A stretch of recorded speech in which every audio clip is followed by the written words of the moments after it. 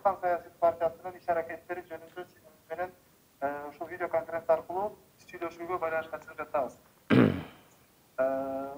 Ош шаарында сиз менен азыр видео конференция аркылуу 32 шаардын активдүү жаштары байланышта сиздин күнүңүздү, сиздин ой пикириңизди угабыз деп күтүп даярдап турушат.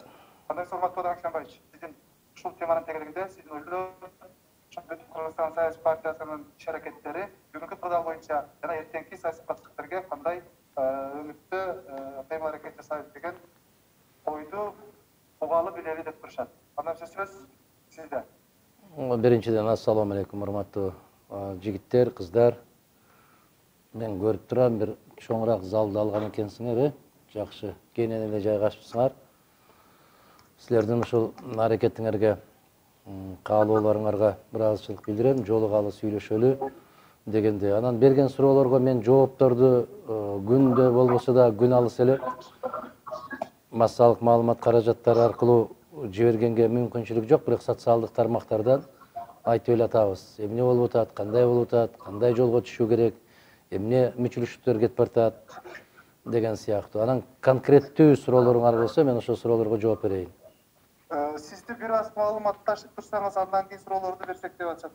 Эмне боюнча маалымат? Кандай маалымат? Эмне? Бүгүнкү саясий кырдаал боюнча. Эми жигиттер, мен айтып атпаймынбы, кырдаал боюнча социалдык тармактардан карасаңар, АКМ пресс ачсаңар эле менчелик маалымат берген бир да саясатчы жок болсо керек. Анан кайра эле ошону кайталата бергенде эмне? Менимче өлкө башкарып атабыз, министрлик башкарып атабыз деген кишилер да менчелик маалымат беришпейт. Бардык тармактар боюнча берип атам. Мыйзам бузуулар боюнча, конституциялык бузуулар боюнча, кадр алмашуулар боюнча, тышкы, ички саясат боюнча сайрап эле атам, сайрап, тилим кургап калып атат айтып. Анан кийин дагы эле кайра сурай берсеңер, мен таң калам да, бул же балдар ошону көрбөй атат, укпай атат, же укса түшүнбөй атат дегендей.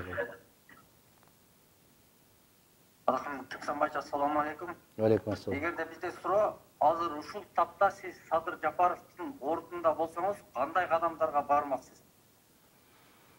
Биринчиден, Садыр Жапаровдун ордунда болгондон Кудай сактасын, андай жол менен биз барбайбыз бийликке. Биз дайым айтып келгенбиз, конституциядан, мыйзамдан кылдай кыйшайбай барабыз деп. Эгер ал жерге жеткенден кийин ар бир кадамың, ар бир сүйлөгөн сөзүң биздин мыйзамдарга дал келиш керек, андан кылдай кыйшайбаш керек.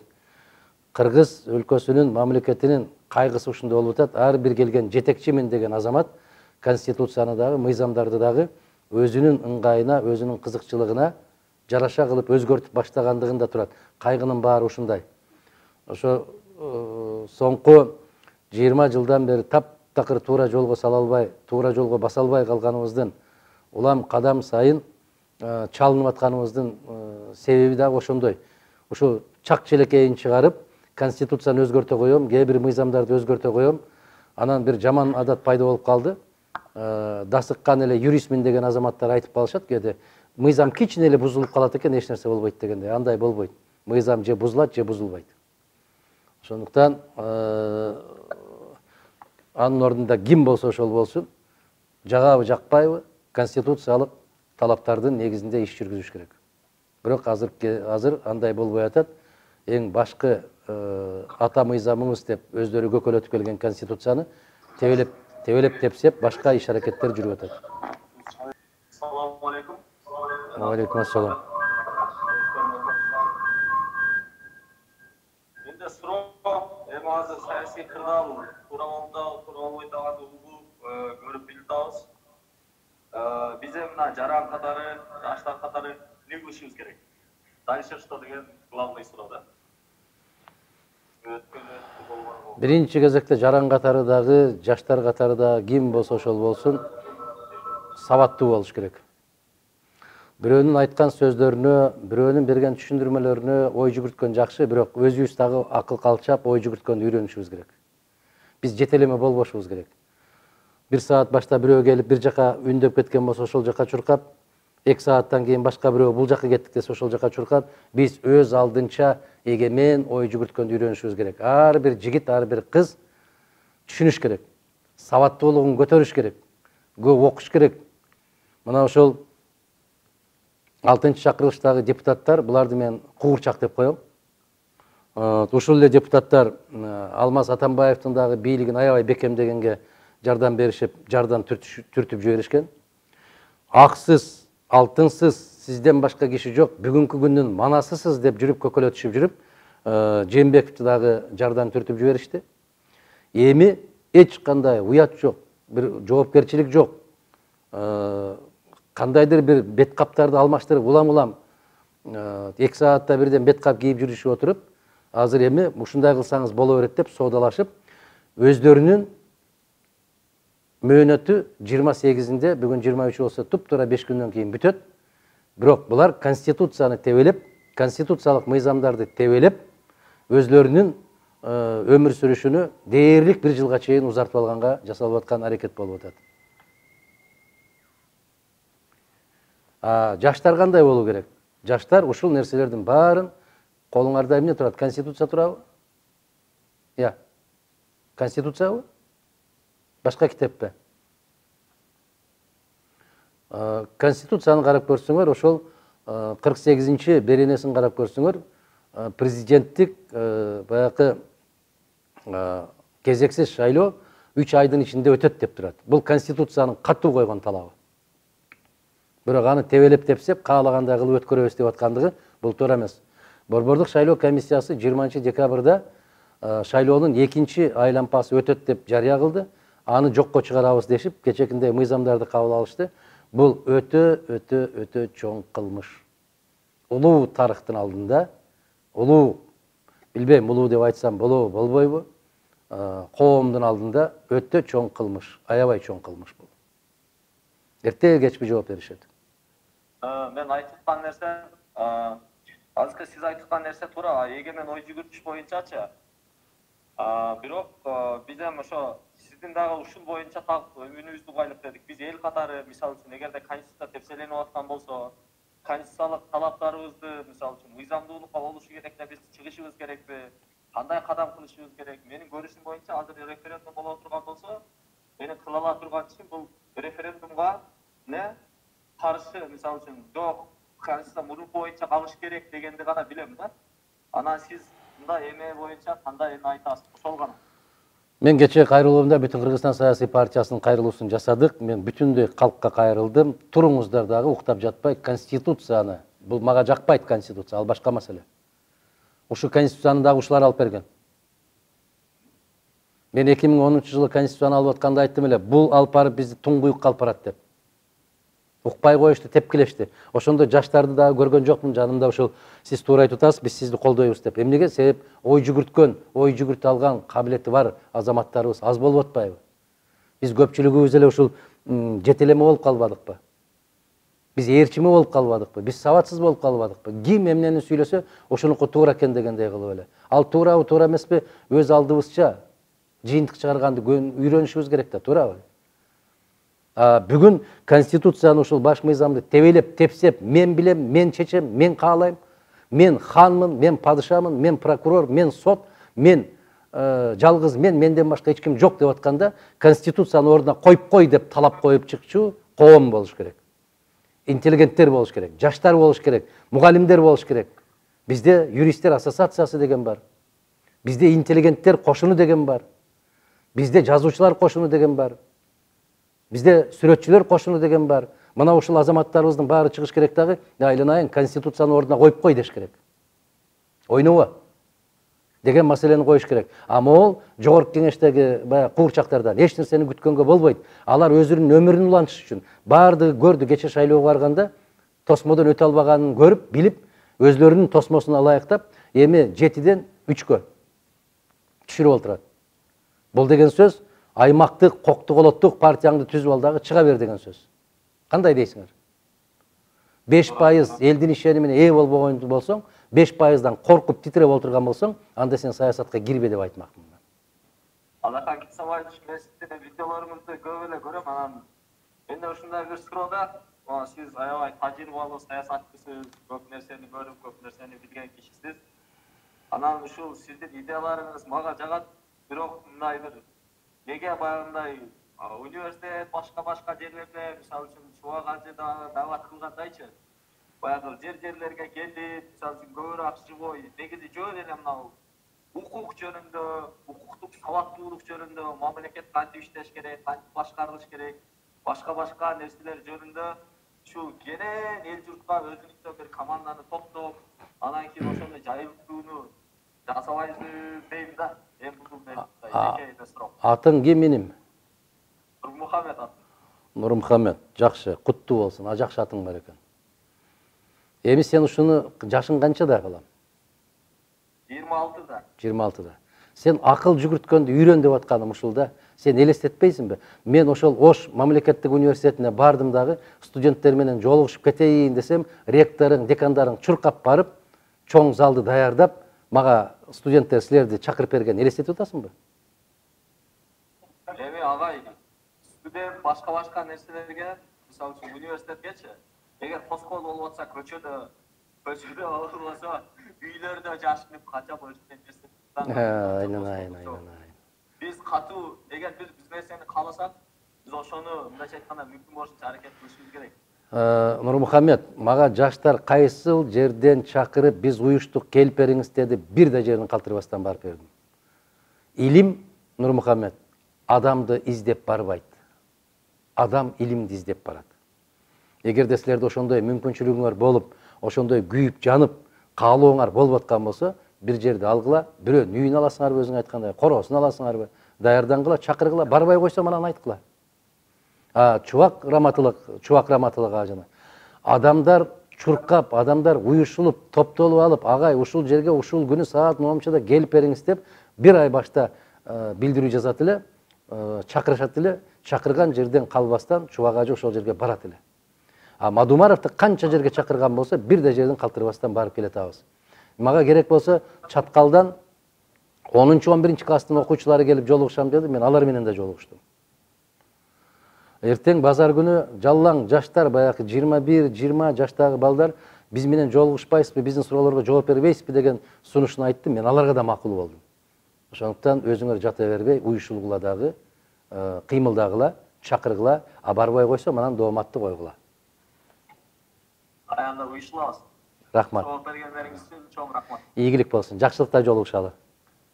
Саламатсызбы, Канатбек Кимсанбаевич. Алейкум ассалам. Мен дагы сизге ушул жаштардын арасында катышып, сизге суроо берүүгө чечтим. Мына өзүңүзгө белгилүү, кечээ күнү Жогорку Кеңеш биздин аты алайга даңкты алайга кеткен аталыштагы парламентибиз президенттик шайлоону жана ошондой эле парламенттик шайлоону жаз айларына жылдыруу боюнча чечим кабыл алышты. Эми менин суроом сизге, сиз ушул көрөгөч саясатчы катары дайыма боло турган алдын ала айткан тажрыйбалуу саясатчы катары сиздин оюңуз кандай? Ушул парламент кечеги кабыл алган чечимден артка чегинеби? Эгерде чегинсе, кандай жолдор менен чегиниши мүмкүн? Муну сурап атканымдын себеби бүгүнкү күндөгү биздин аттуу баштуу саясатчыларыбыздын официалдуу расмий түрдө айткан чечимдери саат сайын өзгөрүп атат. Ушул боюнча сиздин көз карашыңыз. Туруксуздук, өзүнүн сөзүндө турбагандык, 200-дүүлүк десем туура эмес болуп калат, бир 5-6 жүздүүлүк тилекке каршы ошондой депутаттарды шайлап берген биздин коом, биздин эл баягы ар кандай кызыкчылыктарга берилип кетип, ошондой нерселерди дайындап беришти. Мына ушул азаматтар. Алардын алган чечимдерине бааны мен бербейм, бааны Кыргыз конституциясы берет. Мына мен сиздерге көрсөтүп коеюн. Мөөнөтүнөн мурда президентти шайлоо, президенттин ыйгарым укуктары токтотулган күндөн тартып 3 айлык мөөнөттө өткөрүлөт. 68 берени экинчи пункт, экинчи абзац. Бул менин талабым эмес. Бул конституциянын талабы. Конституция кыйшаюусуз иштейт. Конституцияны андай иштетем, мындай иштетем дегенге эч кимдин укугу жок. Конституцияны аттап өтөм деген президенттердин көргөн күнү эмне болгонун көрүп атабыз. Мен 10-жылы дагы эскерттим. Бул конституцияңар жарабайт. Ош Жалал Абадтагы күйгөн үйлөрдүн түтүнү токтой электе референдум өткөргөнүңөр болбойт деп чыркырап чыкканда жалгыз калдым, туурабы? Мына азыр мага анча-мынча акыл үйрөтүп аткан азаматтардын бирөөнүн дагы мен жанымда көргөн эмесмин. Туура айтып атат деген кишини көрбөдүм. Туңгуюкка алып барат дедим, Туңгуюкка алып келди. 16-жылы Алмаз Атамбаев аянтка чыкты дагы, айтты, бул конституциянын ар бир кадамында мина катылган экен, бомба катып коюптур деп. Аны билиш үчүн 6 жыл керек беле биз кыргызга айланайындар. Мадумаров кезинде айтпады беле. Кече 2016-жылкы кабыл алып аткан, шашылыш түрдөгү кабыл алып аткан конституцияны айттым беле. Бул мамлекетти жок кылуучу конституция деп. Мамлекетти жок кылгандыгы ушул азыр. Өзүм падыша, өзүм прокурор, өзүм сот, өзүм омбудсмен, өзүм БШК, баарын өзүм билем деген бир азамат келди. Туурабы? Мен чечем деген. Эми Кыргызстандын эли деген аянтка жыйналган 4-5 миң киши эмес да. Кыргызстандын эли деген 6 миллион калк бар да. Биз канчалык кайдыгер болуп, канчалык төшөктөн башыбызды чыгарбай жаткан болсок, бир ууч ошондой кылып өзүнүн билгенин жасай берет. Биз сабаттуу, биз маданияттуу мамлекет, өлкө болушубуз үчүн коом ошондой болуу керек. Анан бул депутаттардын кабыл алган чечимдерин кантип артка кайтарса болобу дегендей, элдин талабы менен бардык нерсе ордуна келет. Эгер эл ушундай талап койсо. Анан бизге баары бир деп кайдыгер болуп олтуруп алган болсо, анда булар билгенин жасап, өтүгүн төргө илип, каалаганын жасап кете берет. Башта 4-5 киши ушул ишти жасап атат деген болсок, азыр деле ошол 4-5 киши жасап атат. Бирок аттары гана өзгөрдү, башка кишилер келди. Анан эл деген ушундай бир өтө мындай бир жаш баладай бешбеттер болуп калыптырбыз да. Жана ата-энеси бир жакка чыгып кетип баратканда, балдары ыйлап бир нерсе талап кылган болсо, колуна бир момпосуй карматып койсо, же бирден токоч карматып койсо, сүйүнүп калып калат го да. Эл тилекке каршы менин элим ушундай экен. Анан эртеси күнү момпосуй бүткөндөн кийин кайрадан чыркырап, кыйкырып кайра чыгат. Эмне болду деп. Эмне болду дегенге чейин кеч болот. Менин жеке конституцияны түшүнүгүмдө, конституциялык мыйзамдарды түшүнүгүмдө парламенттик шайлоонун 2-чи баскычы жарыяланды БШК тарабынан 20-декабрда. Ал кыйшаюусуз өтүү керек. Ошол күнү парламенттик шайлоо болуу керек. Мөөнөтүнөн мурдакы президенттик шайлоо Жээнбеков 16-сында Жогорку Кеңештин алдында өзүнүн арызын берип, катын берип, ыйгарым укугун токтотту. Ошол мезгилден баштап саат иштеп баштады. 90 күн деп турат. Соңку мөөнөтү 17 январда президенттик шайлоо өтүү керек. Башка жолун 1000 жыл жашап, 1000 издесең да башка жолу жок, аны таппайсың.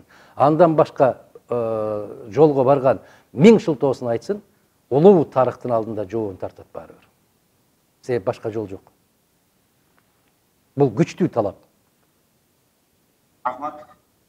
Биз дагы ошол өзүбүздүн түшүнүгүбүздө конституцияны карап, ошо конституцияга мүмкүн болушунча жанагы сиз наразы болгондой өзүбүздүн түшүнбөгөн, деңгээли жетпеген, аңсы жетпеген адамдарга үнүбүздү жеткирүүгө аракет кылып, дискуссия кылып, талаш тартыш кылып жеткирүүгө аракет жасап атабыз. Бирок эң туура белгилерибиз жанагы жаш баланын алдап көздөй мактуу. Рахмат. Мына жерде мындай деп айтып атат да, бир топ чыгыптыр, мага суроо берип атат. Кумтөрдү алам дегенден ишенип бардык эле, кумтөрдү кийин албайм дегенден бизди алдап кетиптир го деп. Сен алдап кете башка кылабы, ал жигиттин өзүнөн сурагыла. Бирок мен сиздерге айтып коеюн, кумтөрдү алтын калбай калды деген бул кызылдай калп. Кумтөрдүн тегерегинде дагы жанагы 16 000 гектар жерди кошуп берилген. Биздин эсеп менен эмес, адистердин эсеби боюнча ал жерде 380-400 тонна алтын жатат. Канаданын акылы жоктуктан эмес, ал жанагы бузулган жерлерди оңдоп берип кетебиз деп атат деп. Мен билбейм, муну мектептин окуучусу дагы мындай сөздү айтпайт да. Бирок коом, биздеги коом тилекке каршы ошого татыктуу. Туура сөздү айтсаң көкүрөгүңдөн түртүп турат. Эртеси күнү суроо берет. Кече кайда элең? Неге кече айтпадың? Кече айтса уктуңбу сен? Кече айтса түшүндүңбү сен? Дегендей суроолор берилет. Анан жанагы азыр мен ушул жердеги алдындагы жигит сүйлөгөндөй, силер эң күчтүү басымды Конституциянын 68-беренесине койсоңор болот. 68-чи беренеси. Бул жерде Конституцияда көрсөтүлгөн себептер боюнча эгер президент өз ыйгарымын токтотсо, Жогорку Кеңештин төрагасына берилет дейт. Ал төраганын менчиги эмес ал. Мен кааласам аткарам, каалабасам аткарбайм дегендей. Ал анын конституциялык милдети. А бирок Жогорку Кеңештин төрагасына кандай ыкмалар менен, кандай коркутуу үркүтүүлөр менен аны аткартпай койду, ал башка маселе. Сурообу бере бериңиз. Расул Кесенбаевич, азыр мына зумду прерывать этип, кайрадан подключение болуп алалы, андан кийин суроолорду берип. Атың ким? Атың ким? Менин атым Я. Касым, менин атым. Касым, мындай кыл. Прерывать этип эмес, токтотуп туруп, анан кайра подключать эмес, кайра кошулабыз. Мына ошондо момундай сабаттуу жигиттерден болобуз. Рахмат. Андан кийин суроону дагы берем. Рахмат. Макул, рахмат. Жакшы болуп атабы? Жакшы. Ошол кечеги жакын арада бир соцсеттерде сиздин билдирүүңүздө биз Кыргызстанды дагы жанагы экономикалык маселелер боюнча сиздин бир билдирүүнү уктуп, жанагындай бул жолун тапса болот, чечсе болот. Биз ички өзүбүздүн ичибизден өз бардык нерсени жолуна коюп алып туруп, тең атас сүйлөшүү жолдору менен чечсе болот дегенде бир ишарат кылдыңыз да. Биз ага чындап эле ишенебиз. Анын даже керек болсо ошонун баягындай сизде купуя каттары сакталып турушуна деле биз аябай каалайт элек, бирок баары бир баягы орусча айтканда любопытство деген койбой сайгылып атат да. Ошо кандай жолдор менен ушуну кылса болмок биз билебиз. Эми сиздан мындай жакшылап чечимдерин билесиз деп ишенебиз. Ошону айтып берсеңиз жакшы болмок беле деп ойлоп атабыз да. Биринчиден, Касым мырза ушунча жылдан бери саясаттан жүргөндөн кийин биздин тышкы, сырткы өнөктөштөр менен кандай кызматташабыз? Алардын мүмкүнчүлүктөрү кандай? Алар кандай көмөктөргө бизге даяр? Бирок шарттары кандай? Деген сыяктуу иштер өтө көп. Анан купуя сыр дегендей купуя эмес. Мен бир сөздү айтып койсом эле 2 күндөн кийин башкалар ошону сайрап чыгып эле анан кайра башка деп келип атпайбы? Ушундай кылыш керек, антыш керек, мынтыш керек деп. Азыр эми башта көкүрөктөгү төңкөрүштү жасайлы десем, ал эмне деген сөзү деп алып азыр экинин бир эле көкүрөк төңкөрүшүн жасабай атабыз.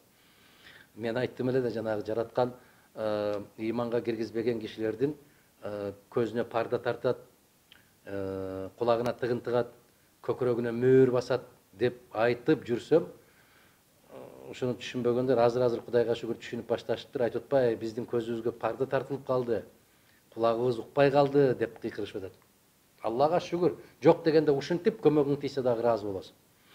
Эми тышкы карыздарды сүйлөшүү жолу менен чечет. Сүйлөшүү жолу менен. Биз тарыхтан билебиз, мамлекеттер миллиарддаган карыздарды кечип жиберишет. Мына Россияны караңыздар, Кубанын алдындагы канча карызды кечип салды, Ирактын канча карызын кечип салды, Мексиканын канча, Венесуэланын канча карызын кечип салып атат. Биз тескерисинче бир $10 миллион карыз болуп калсак, бизге жакшы эмес. Түр көрсөтүп атканда өлкөлөр көрүп атабыз. Эмне үчүн? Биз өзүбүз алар менен адамча сүйлөшө албай атабыз. Бизде сабатсыздык, Касым, макул болгулачы садагаларым, аябагандай четинен сабатсыздыкка кептелип калдык го.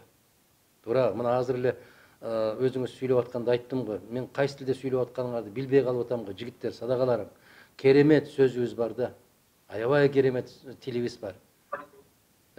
Шылдырап аккан булактын үнүндөй болгон тилибиз бар, бирок ошону колдоно албай атпайбызбы? Сабаттуулук, маданияттуулук ушунан башталат да. Жетекчилер көктөн түшпөйт. Жетекчилердин сезимталдуулугу керек. Бизде мынтип айтат экен да, илимдүү болуш дейт. Бул ар бир адамдын шыбагасы дейт. Илимдүү болуш ар бир адамдын шыбагасы.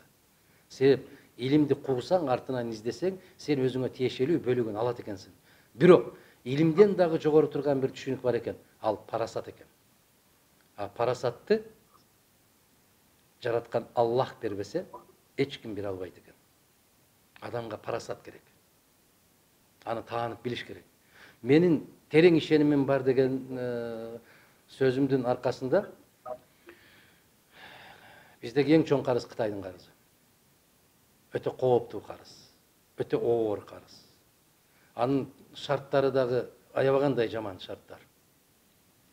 кезинде ошону алып атабыз деп чыркырап чыксам дагы көпчүлүк биздин элибиз айтканда негизи Мадумаровго эмне жагат, карыз келсе да жакпайт, карыз алсак да жакпайт, айланайын акча келсе да жакпайт, акча келген менен ал жанагы капкандагы акча болуп атпайбы, эртең капкан жабылат. Анан эсиңерде барбы, Кыргызстан менен Өзбекстандын чек арасын ачты деп керней сурнайлары менен тойлоп, бийлеп, кыйкырып баштаганда мен айтпадым беле, калпагыңды көккө ыргытканды токтот. Саясатчынын Касым мырза башка адамдардан айырмачылыгы ушунда болот.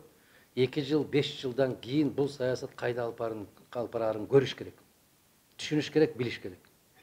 Мен ошондо айттым эле, кыргыз дыйкандарына аябагандай каттуу сок курулат деп. Анда түшүнгөн жок. Чек ара ачылса дагы Мадумаровго жакпай атат деп чыгышты. Чек ара ачылышы менен биздин кыргыздардын жанагы күнөсканалардын баары эмне болду? Жокко чыкты. Неге? Биз алар менен атааңдаш боло албайбыз. Алардын өндүргөн 1 килограмм помидор 30 сом турса, өздүк наркы. А бизде 60-70 сомго чыгып кетет. Биз кантип туруштук беребиз? Бизде 100 миң, 150 миң доллардан кредит алып, күнөскана кургандардын баары сызга отуруп калды. Ошону түшүнүш үчүн адамга акыл керекпи, парасат керекпи? Тышкы карыздардан кутулуунун жолун билем мен. Кандай кылып кутулса болот. Бирок берки кемчонтойлор ушуну чала угуп алып, дагы бир артык кылам деп тыртык кылбасын деп сактап отурам да.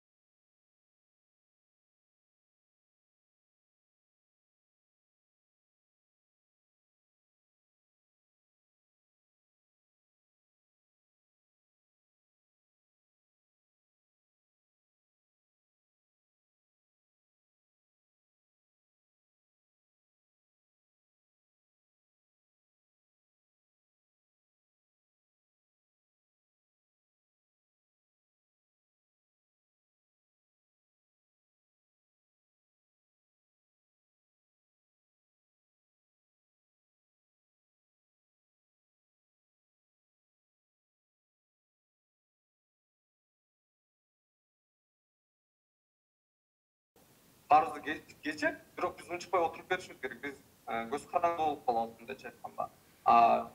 Ошол эле учурда биз жерибизди беришибиз керек. Ошентип айтат эксперттер. Ошого. Эми атыңыз ким? Шамсудин. Шамсидин мырза. Оор суроо, бирок буга жооп бергендей болдум азыр алдында. Кайра кайталашка. Ошо толукталбай калды. Кайра кайталашка туура келет. Биздин карызыбыз дээрлик 5 миллиардка жакындап калды. Анын 44% Кытайдык. Өтө оор, өтө жаман жагдай, кыйын жагдай. Ой жүгүрткөн кишинин кайгысы ушунда болуп атат. Ой жүгүртүп пикир айтып койгон кыргызды тепкилеп атат кыргыздын өзү. Билесиңерби, колуңду шилтеп таштап кеткин келет. Колуңду шилтеп таштап кеткин келет. Билгениңди кылып алчы деп кеткин келет. Бирок ушул шарияттын жолунда өтө чоң күнөөгө батасында бир нерсени көрүп, арамдыкты көрүп, колуң менен токтот дейт, колуңдан келбесе тилиң менен токтот, тилиң менен келбесе жүрөгүңдөн жек көрүп тур дейт. 2005 жылы 2,5 миллиард доллардын тегереги эле карыз. 17 жыл 16 жыл эгемендик тарыхтын ичинде ошол 2,5 миллиард болду эле. Могол азаматтар келип төңкөрүш жасадык дегенден кийин 2 эсеге көтөрүлүп кетти карыз. Ошол жылдарында бизде Россиянын алдында 495 миллион доллар карызыбыз бар эле, 1,5 миллиард. Ишенсеңиз, биз ошону 3 айдын ичинде аябай сонун сүйлөшүүлөр менен, биздин пайдабызга чечиле турган жолдор менен барып, ошол карызды кечирип салганбыз. Менин көзүм жетип турат. Кытай менен болобу, Евро биримдиги менен болобу, Россия менен болобу, Түркия менен болобу, кайсы мамлекеттер менен болбосун тил керек, садакаларым, тил керек, акыл керек, парасат керек. Аны сүйлөш керек, аны бир тилде сүйлөш керек, бирдей шартты коюш керек. Мен ишенем, терең жүрөгүмдүн тереңинен ишенем. Карыздардан кутулууга мүмкүнчүлүгүбүз бар. Ишенип койгула жигиттер, кыздар. Бирок карыздан куткарам, карыздын кечилишин чечем, ушуга көзүм жетет деген кыргызды көтөрбөйт менин элим, көтөрбөйт, аны көтөрбөйт. Ар бир элдин пейилине жараша жетекчи беребиз дейт. Бузулган коомго заалым падыша берип, ал аркылуу жазалайбыз дейт. Биздин карыздан, тышкы ички карыздан кутулуунун бирден бир жолу, жигиттер, кыздар, ар бир кыргыздын пейилин оңолушу. Дүркүрөтүп тойлорду өткөргөндүн кажети жок. 20-30 машина менен ЗАГСка чыгуунун кажети жок. Балаңды сүннөткө отургузсаң, төрттөөнү коюп улак чабыштын кереги жок. Токтонушубуз керек. Исраф, исраф, исраф. Исрапчылыктын аябай каттуу чокусуна жеттик биз. Биз токтошубуз керек. Жөн эле кулк мүнөзүбүздү оңдосок, бул карыздан кутулуунун биринчи кадамы болот. Мүмкүн канааттандырбады менин суроом. Философиялык жооп берип койдум. Андай майдалап отурат. Толукталбай калды достум. Мына сүйлөшүү жол менен деп сиз айтып атасыз. Ошто сиз сөздү башка жака буруп кетип тастадык. Конкретно эмне жооп бар, мындай жооп бар. Эмне беребиз? Эч нерсе бербейсиң, балам. Обязательствода Эч нерсе бербейсиң. Ошол жазылган договорлор. Эч нерсе бербейсиң, балам. Биздин жагдайды түшүндүрөсүн, адамгерчилигин түшүндүрөсүн, адамга адамча мамиле кыласың, бекем сөзүңдө турасың, бир эч нерсе бербейсиң, бир топчу да бербейсиң. Жөн эле карызды. Биз Россия менен ушул карызды кечкенде, биз Россияга бир ийне да берген жокпуз. Сүйлөшүү жолу менен, жагдайды түшүндүрүү жолу менен. Мен маселени айтып атпаймынбы? Россия Ирактын алдындагы 17 миллиард менимче, жаңылышпасам, доллар карызын кечип салды. Кубанын алдындагы карызын кечип салды. Сүйлөшүү жолу. Аны менен биздин бир топчу да кетпейт, бир мык да бербейсиң. Адам менен адамча мамиле кыласың да. Мына досторуң бар го, туурабы? Ошол досторуң менен деле мамиле кылып, сен бир кандайдыр бир өзүң ошолорго чын дилиңден көмөк көрсөткүң келет го.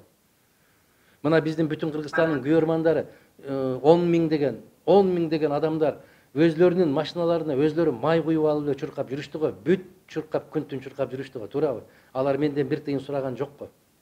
Ошол сыяктуу адамдын адамдыгын түшүнсөк, адамдын адамдыгын таанысак, биз башка мамлекеттер менен сөз сүйлөшкөндү билсек, чоркок болбосок, көп нерсени чечебиз. Ишенип кой, эним, көп нерсеге көзүбүз жетет. Эми Владимир Путин боюнча сүйлөгөн сөзү боюнча. Эми Путин сөзсүз ал сөзсүз эле Путин болуштун кереги жок. Мадумаров деле биринчи күндөн баштап айтып атпайбы? Кыргызстандагы болуп аткан окуялардын баардыгы жапайычылык деп айтып атпайбы? Эми аны сөзсүз Путин айтыш керекпи? Жок, негизи саясий көз карашыбыз кандай? Башка мамлекет, Россияда мындай көп жылдан бери 100 жыл бир кылым десек болот, иштешип келатабыз. Ошол жакта миграция, ошо биздин элдерибиз ошол жакта жүрөт. Ошол боюнча, ошол мамлекеттин башчысы катары бизге сүйлөгөн сөзү. Путин туура айтып атат. Анын алдында басма сөз катчысы Песков деле айтпадыбы? Кыргызстанда болуп аткан окуя бул хаос жана бардак деп. Болду дейм. Аны эми сөзсүз башка бирөө жактан бирөө айтпаш керек да. Алардын ушул айткан сөзү, карабайсыздарбы, азыр кыргыз өкмөтүн, кыргыз бийлигин эч ким тааныбай атат. Туура? Эч ким тааныган жок. Бир гана Өзбекстандын өкмөт башчысы болушуңуз менен куттуктайм деп жиберип койду. Башка бир да биздин эң жакын деген өнөктөштөрүбүз дагы, Жамааттык коопсуздук кеңеши дагы, же Евразиялык экономикалык биримдик кошуну дагы, же Шанхай кызматташтык уюму дагы бизди бүгүн таанып, бизди бүгүн куттуктаган жок. Себеп биздеки түзүлгөн кырдаал, биздеки азыр мен бийликке келдим деген азаматтардын баары калпсыз жол менен келип калганын көрүп турушат. Туура эмес жол менен келип калганын көрүп турушат. Рахмат чоң. Ийгилик болсун. Ийгилик болсун. Алакай Самайч, ассаламу алейкум. Алейкум ассалам. Менде тактоо ретинде бир кыска суроо, анан экинчи суроо партия 2 жумушу боюнча, анан 3-чү сунуш болот. Биринчи турум кечээкиде 21 күнү БШК ушу расмий түрдө шайлоону жарыялап койду. Бирок ошол баягы көңүл калабы деп эле көшөгөн артындагы сөздөрдөн кийин эртеси башка ошол эле биринчи күнү башка шайлоо добуш бергенде эртеси башка шайлоого добуш берди. Закон мыйзамга. Мени сурайын дегеним, БШК расмий түрдө шайлоону жарыялады, бирок эртеси күнү именно ушул жогорку кеңеш эмненин негизинде кайра жаңы шайлоону артка кайтарып атат. Мен bunun başında ayta ber. Тактоо ретинде эмнеге конкреттүү түрдө эмнеге булар таянышты? Жогорку кеңеш.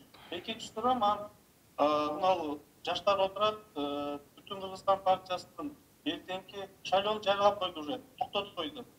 Эртеңки кадамдар биз эмнеге даяр бололу? Ушул партия деп сизде күйүп отурган жүрөктөр, ойлор, максаттар эртеги эмнеге даяр туралы? Үчүнчү сунушум партиянын жанагы программасы бар эмеспи? 10 пункттан турат, ушу Кыргыз мамлекети өнүктүү кошмалар менен мамиле болот. Сиз туура көрсөңүз, колдосоңуз, мынау шайлоого чейинки жаапканча узакыртыгы бир пункту бөлүп алып, бир мындай видео конференция аркылуу талкуу кылсак, бир пункт боюнча мындай элге маалыматты терең жеткириш максатта ошол программаны ар бир пункттан таянып. Рахмат. Мен соңку суроодон баштайм, уруксат берсеңер. Элге терең жеткирүү максатында деген сөзгө түк кошула албайм. Себеп менчелик партиянын төрагасы бирөө да эл кыдырбайт. Менчелик партиянын төрагасы катарында эч ким социалдык тармактарга пикирин билдирип чыкпайт. Кеп башкада, эним, айланайындар, биз мойнубузга алалы, кеп башкада, кеп акчада. Мен алтындай болгон программаларды айта берем. Эч качан эл менен жолукпаган, өзүн көрбөгөн, билбеген адамдар барып, тыйынын берип коет, эл ошол жака кете берет. Ошон үчүн мени кыйнабагыла айланайындарым. Элге тез жолуккула, көп жолуккула. Менден көп сүйлөгөн бирөөнү таап берсеңер, мен кол көтөрөм. Мына мекеним Кыргызстан дешти. Каяктан пайда болду? Жок эле го, эч ким жок го. Лидери ким десе билбейсиңер. Бирок добуш берип атпайбы? Биримдик деди. Ким десең билбейт. Бирок берип атат. Неге? Бир да ой, бир да идея, бир да пикир айткан жок ошол. Биримдиги дагы, мекеними дагы, Кыргызстаны дагы. Кандай дейсиңер? Анан каяктан пайда болуп калды алар? Козу карындай болуп. Күтүп турду. Мадумаров соттошуп бүтүн Кыргызстан баягы үгүт насаат иштерине чыкты. Биз 3 күн сүйлөгөндөн кийин 3 күндөгү сүйлөгөн сөздөрүбүздү кайталап башташты.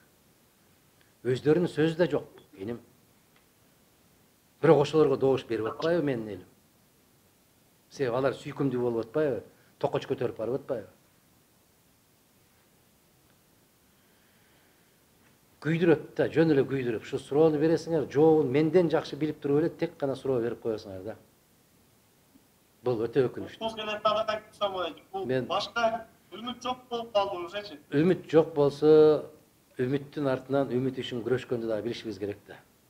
Төшөктө жатып алып эле анан үмүтүм ушундай деп. Үмүт дагы ушундай үмүт коюш керек, ал актала турган үмүт болуш керек. Ошого аракет кылыш керек.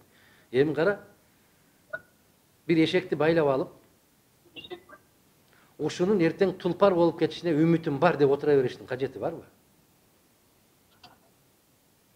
Ушундай да. Андай десең айтат, үмүтсүз жалгыз шайтан деп айтасыз го өзүңүз дейт.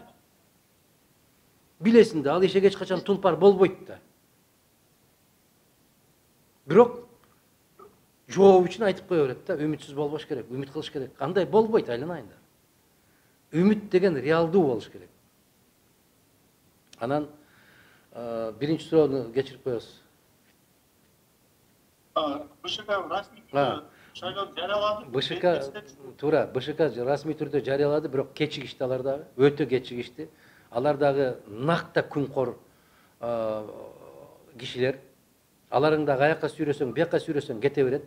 4 баланы киргизип коркутуп, момундай чечим кабыл ал десең, кабыл алат. Жок, кечирип кой, мындай алыш керек экен десе, кечирип койгула, биз мындай кылып турбуз деп кайра башкасын алат. Ошон үчүн эр азамат болбой калды. БШКнын милдети ушул болчу. Эгерде шайлоонун жыйынтыгы жараксыз деп табылган болсо, 1 айга жетпеген мөөнөттүн ичинде экинчи айлампасын жарыялаш керек эле алар. Алар жарыялады. Айтты, биздин укугубуз 6 ноябрга чейин бар, жарыялаганга мүмкүнчүлүгүбүз бар деп. Жок, андай эмес. Мүмкүн болушунча тезирээк жарыялаш керек эле. Жарыялагандан кийин алардын чечимин жокко чыгарып, мыйзамдарды өзгөртүп жибергендик, бул өзүм билемдик. Жана эле мен айтып аткан, баардыгы мен айткандай болот деген чечимге барып калгандыр. Ал туура эмес.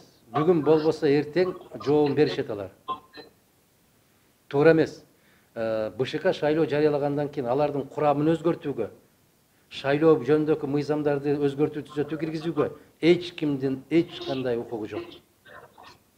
Силер билесиңерби? Азыр ошолордун өздөрү кабыл алган конституция боюнча президентте мыйзам чыгаруу демилгеси да жок. Бирок булар окубай атпайбы, булар билбей атпайбы ошону? Уруп эле баратат. Өкмөттүн атынан баратышат, эми бирок конституциялык мыйзамдардын кабыл алуунун өзүнүн жобосу бар. Кандай түрдө кабыл алынат, качан кабыл алынат, кантип кабыл алынат. Бирок булар көрүп атасыңар, кээ бир мыйзамдар 2 жылда, 3 жылда өтпөйт, каралбайт, кезеги жетпейт. А булар жазып сыясий кургалы электе 3 окуудан, атаңдын көрө, атаңдын рекорд.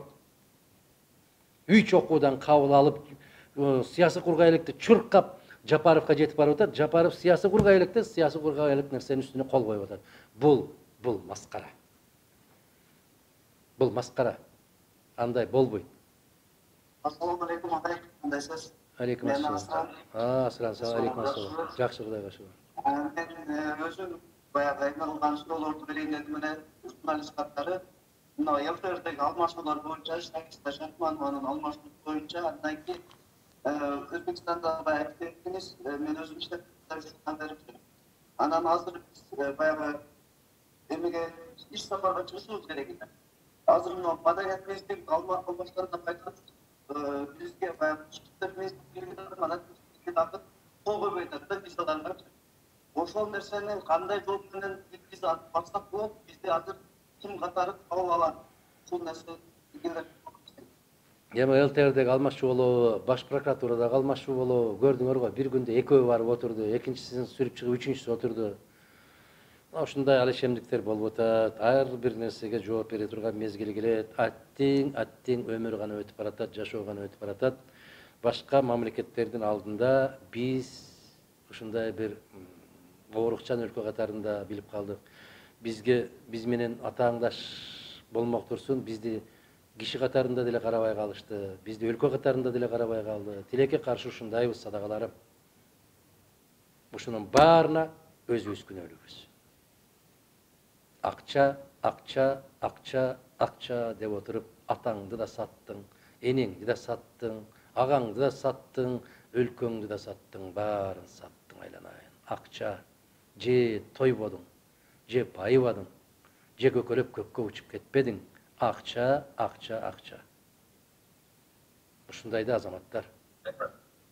Анан ЛТРн өзгөртө, КТРн өзгөртө, бул жөнөкөй эле нерселер булар. Жапайы замандардын нерсе болуп атат. Айткандын ооз жаман. Бул жапайычылыкты токтоткула деп, дале болсо бүтүн Кыргызстан калып атат. Калгандардын баары кече мыйзамдуулук, адилеттүүлүк дегендердин баары тиги канатка кирип кетти. Бирден, 2ден, 3ден кызматты алды дагы кирип кетишти. Кана адилеттүүлүк деп кече кыйкырып аткан азаматтар кайда? Бирден бир сумка көтөрүштү, бирден кабинет алышты, бирден телефон кучакташты. Бүттү, жок. Ушул керек беле? Кана азаматтар. Мен эл үчүн иштейм деп келгенмин, эл үчүн иштейм, эл менен бирге болом деген азаматтар кана? Кана кече элдин арасында жүргөн азаматтарды карасаң, бүгүн эч кимди тааныбайт, көчөлөрдү тосуп, зубулдатып өтүп баратат коргоочулары менен. Кана? Не өзгөрдү? Асанын ордуна Үсөндү алып келдик. Үсөнүн ордуна Балтабайды, Балтабайдын ордуна Тешебайды алып келдик. Бүттү. Не өзгөрдү? Ошону көрмөкпүз. Ошого татыктуубуз. Асыран мырза кандай дейсиң? Анан Өзбекстан менен сапар булашыбыз керек эле дегенде, мындай өлкө менен эч кимдин кызматташкысы келбейт да. Көрүп атасыңарбы, Москвадан учуп келген самолеттордун, учактардын баасы канча болуп атат? 180 000 рубльга чейин деп чыгарып алып, үстүбүздөн күлүп атат деп какшап атышпайбы? Өлкө ушул. Ким биз менен кызматташкысы келет? Ким биз менен сүйлөшкүсү келет? Ким менен сүйлөшкүсү келет? Айткылачы. Тууну көтөрүп алып эле кыйкырып эле ак үйдү алып коюп, ак үйдү өрттөп, ак үй эмне бирөөнүн чоң атасынан калган үйбү? Неге өрттөйсүң аны? Эми Асыран ошол жердеги отурган жигиттердин, кыздардын желкесинен, менин желкемден 10 сомдон, 100 сомдон сууруп алып туруп ошону оңдойт. Аны Жапаровдун же Ташиевдин же ошо бийликке келген азаматтардын чөнтөгүнөн алып оңдобойт. Элдин эсебинен оңдойт ошону. Не болдук биз? Мына карагыла, резиденция деп ал жерге ыйык көрчү эле, ал жерге киши кирип барганда буттары калчылдап турчу эле. Азыр эмне болду? Мал базар болуп калды. Жогорку кеңеш ошол жакта жыйналып атат, канчалаган жардамчылары, башкалары менен барып, ал арчанын дагы касиетин кетирди. Бүт тебеленди болуп калды. Биз ушуга татыктуубуз. Биз ушуну көрмөкпүз. Өзбекстан эмес, башка дагы бир да мамлекет биз менен кызматташпайт азыр. Атым Нуркан, саламатсызбы? Нуркан тааныдым, Болгон токой суроолор бар да бизде. Менин негизги эле бир суроо, бул Садыр Жапаров ким? Садыр Жапаров дегенде биз мындай, Кумтөр дегенде Садыр Жапаровду эми элестете элек, ошону таанып элек, ошону көтөрүп чыккан бир патриот деп эле элестете элек да. А бүгүнкү күндө чыгып эле мына Теслого келгенде ол балчайып отуруп эле анан Кумтөрдү унутту бир жагынан, экинчи жагынан Central Gold бул 16 000 гектарды кошумча алган деген маалымат бар. Сайттарда карасак 300 тоннадан ашык алтын бар деп турат. Ал жерде алтын жок деп эле азыр элди башкачага буруп, бүгүнкү абал башка адам болуп калды да, чындапчы. Анан эми ошону эмне максатта алды? Эгерде токтотуп койсо болбойбу, алтын көп калган болсо баардык бийлик колунда турат. Бир мыйзам чыгарып же бир эле указ чыгарып токтотуп койсо болот да. Ушул боюнча сурайын дедим, эми 16 000 гектар кошумча алган жер боюнча. 16 000 гектар жер кошумча алгандыгы ал чындык. Ал бөлүп беришкен ошончо жер. Ал жерде жанакы пик кандай деп коет, лысый деп койгон жер бар. Ошол 16 000 гектар жер. Анан маалымат боюнча 300 тонна деген, 380 тонна, 400 тоннага чейин алтын бар деген маалыматтар бул чындык. Ошондой бар. Эми алам деп келип албай калды дегенде аны Садырдын өзүнө бергиле. Бул суроону. Эмне үчүн Кумтөрдү алам деп барып, албайм деп калдыңыз деген суроону. Ал мен үчүн дагы табышмак, мен үчүн дагы купуя сыр болуп атат. Экинчиден, Кумтөр деп кыйкырып келген биринчилерден биринчи болуп, Кумтөрдү Кыргызга алып калабыз деген бул Насирдин Исанов деген болгон. Биринчи өкмөт башчысы. Мына ошол кишинин өмүрү дагы ошол Кумтөрдүн аркасынан кеткен. Ага чейин Усубалиев, Масалиевтер, Мамбетовтер өтө көп адамдар көтөрүп келген бул маселени. Алар койгон маселе, алар түзгөн комиссияларды азыркылардын түшүнө да кирбейт. Ошондуктан ар бир доордун өзүнүн керемет инсандары болот. Кайсыл доор болбосун, бул Кумтөр биздин башыбызга түшкөн бале. Ошол Бирштейндин алып келген балеси мүмкүн ошол Ажыдар, ошол Кумтөрдө жаткан болуш керек. Ошон үчүн тынбай атабыз. Алтын дейт, алып тынбай койдук. Кыргызстан тынбай аткандыгынын бир белгиси да ошол жак болушу мүмкүн. Ошол Бирштейн деген бир аферистин кесепетинен Кыргызстан ушул күнгө чейин тынчыбай келатабыз. Алам деп келип отургандан кийин албайм деп койгон жигитке өз суроонун өзүнө бергиле. Биздеги айыл жергесиндеги аты көрүнүп, башы чыйпаган инсан агаларыбыз башка партияга чургандан болуп атат да. Биз алар тебелеп өтүп, башка бир партияны үркүттөй албай калатабыз. Бул биринчиден.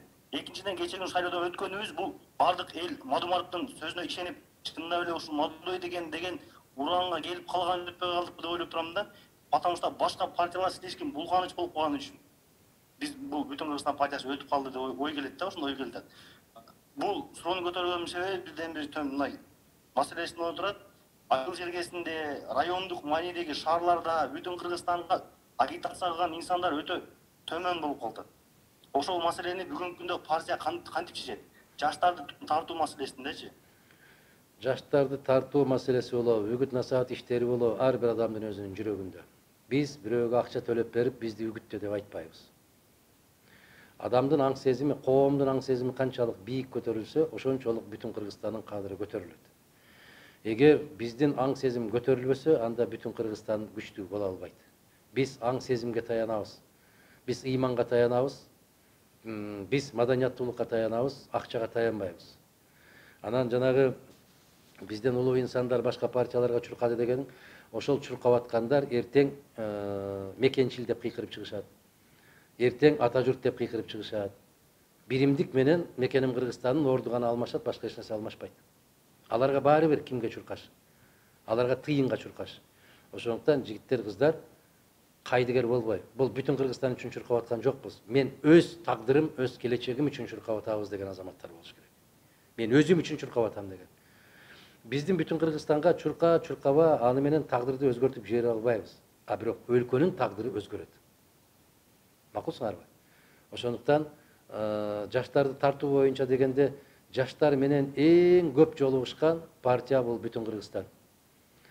Жаштар менен кандайдыр бир иш алып барган биздин бүтүн Кыргызстан. Жаштарды тизмеге киргизип, биринчи ондуктан өзүндө эле 40% жаштарды алып бараткан, 33-кө чыга элек жигиттерди, кыздарды алып бараткан бул бүтүн Кыргызстан. Сыртта жүргөн кыргыздардын таламын коргоп аткан бул бүтүн Кыргызстан. Бирок акча баарын басып кетип баратпайбы? Улак, топ чапмай, анан бир нерсе болсо эле бизге спорт зал куруп бер, бир нерсе болсо эле бизге футбол аянтчасын куруп бер. Айланып кетейиндерим, билбейм. Мен мүмкүн силер түшүнгөндү мен түшүнбөй аткандырмын. Азыркы саясий кырдаалды баарыбыз интернет булактарынан көрүп атабыз. Менин суроом, чек ара маселеси боюнча өкмөт келген сайын, алмашкан сайын, президенттер алмашкан сайын, ушул чек ара маселеси чечилбей келатат да. Ушул чек ара маселелерин биз кандай жолдор менен чечсек болот? Кандай жолдору бар? Эски могул эмеде келип калсаңыз, 7-чи чакырылышта ушул чек ара маселесин чече аласызбы? Чек ара маселесин аябай мындай көйгөйлүү суроо да, биздин жүрөгүбүзгө оорутат ушул чек ара маселеси, көп жерди алдырып беребизби деген. Чек ара маселесин жогорку кеңеш чече албайт. 120 депутат эмес, 1200 депутат кылып койсоң дагы жогорку кеңеш чек ара маселесин чече албайт. Чек ара маселесин өлкө башчысы чечет. Чек ара маселеси боюнча өлкө башчысы сүйлөшүүлөрдү жүргүзөт. Жогорку кеңеш сүйлөшүү жүргүзө албайт. Аны өкмөт аралык, анан президенттер аралык келишимдер менен чечилет. Биз тилекке каршы туура эмес түшүнүп атабыз да. Ушул жогорку кеңешке келсе ушул жок, жогорку кеңеш чече албайт, жогорку кеңеш аны. Жогорку кеңеш тек бекитет. Ошондуктан ар бир нерсени өзүнүн ээси болуш керек да. Мыкты ашпозчу деп койгон менен ал мүмкүн мыкты плов баса албайт. Туурабы? Мыкты лагман жасашы мүмкүн, мыкты беш бармак жасашы мүмкүн, мыкты шашлык жасашы мүмкүн. Ар бир нерсенин өзүнүн адиси болот. Ошондуктан чек ара жөнүндө сүйлөшүүлөрдү жүргүзүү бул өкмөткө, өлкө жетекчисине жүктөлгөн. Биздин бүтүн Кыргызстандын мындан кийинки позициясы кандай болот? Биз кандай келаткан болсок, ошол позициядан кылдай кыйшайбай бара беребиз. 7-чи чакырылышка Кудай буйрса ат салышабыз. Кече шайлоо жарыяланганда биз кагаздарыбызды, документтерибизди бердик. Экинчи болуп кагаздарыбызды алды эле. Эми бүгүн конституциялык талаадан чыгып кетип, дагы өзүм билемдик менен кетип баратат. Көрөбүз, түзүлгөн кырдаалга жараша кадам таштайбыз. Саламатсызбы, Кимжанбаевич. Азыр Садыр Жапаров Сооронбай Жээнбековго экс-президент деген нам берди да. Ошол туурабы? Биринчи суроо, экинчи суроо, анан Раим Матраимовду бүй камагынан чыгарды. Буга көз карашыңыз кандай? Мага экс-президенттикти кандай кылып берди, кандай жол менен берди, ортодо эмне болду, кандай сөздөр болду, ал купуя сыр. Аны экөөнөн сураш керек. Мыйзамга канчалык деңгээлде дал келет, мен кызыгып караган жокмун. Мен үчүн кызыксыз ал маселе. Экинчиден Матраимовду кармайбы, башкасын кармайбы, мунун баарын менин сөзүмдү эсиңерге салып койгула, ушуну сактап койгула. Кийин айтасыңар, аттиң ошондо ишенбеди эле деп. Бул адат болуп калган. Мунун баары эң арзан спектакль. Рахмат чоң. Антон Асанбаевич, Аллахтың саламы, берекесі, назары бұл ел жерде күйіп жанған инсандар болсын. Амин. Бош шағырғанды жаштықтардың бері учут болып, менен азым олақ кеп бұрды. Мына ушул топтың башчылыгында, мындан ары ушул топтың башчылыгында. Мындан ары жараткан насип этсе, буюрса биз ушул сиздин программаңыз менен жер-жерлерде кыймыл аракеттер, иш аракеттер, жолугушуулар, элге түшүндүрүү иштери күчөтүлмөкчү. Бул жердеги жана Мирбек акелер менен да кечеден бери ушул маселелерди кезигишип атабыз. Мирлан акелер менен насип эткен болсо дагы жолугушабыз ал топтор менен. Сизге ушул мүмкүнчүлүктү түзүп, ушул шаардагы жаштар менен видеоконференцияга чыгууга, байланышка чыгууга макулдук бергениңиз үчүн ыраазычылык билдиребиз. Рахмат баарыңарга күндөрдүн султаны болгон жума күн куттуу болсун. Окуган намазыңар, намаздагы кылган каалоо тилектериңерди Аллах кабыл кылган болсун. Эки дүнүйө өз рахматына бөлөгөн, өзүнөн башка эч кимге муктаж болбогон пенделерден болушуңарды насип эткен болсун. Ар бир ошол жерде залда отурган, үмүт менен отурган жигиттердин, кыздардын тилектерин кабыл кылып, биз кандай өлкөдө жашагыбыз келген болсо, ошондой өлкөлөрдө башкаларга тең болуп, өзгөлөрдөн кем болбогон өлкө болушубузду насип эткен болсун. Баарыбыздын тилегибизди кабыл кылсын. Рахмат, жигиттер. Качан жолугушабыз деп топтолсоңор, жыйналсаңар, күнүн эртерээк айтсаңар, мен силер менен дайым жолугушуп турганга даярмын. Аллах ошо күндөрдү насип кылсын. Ыраазычылыктар. Рахмат.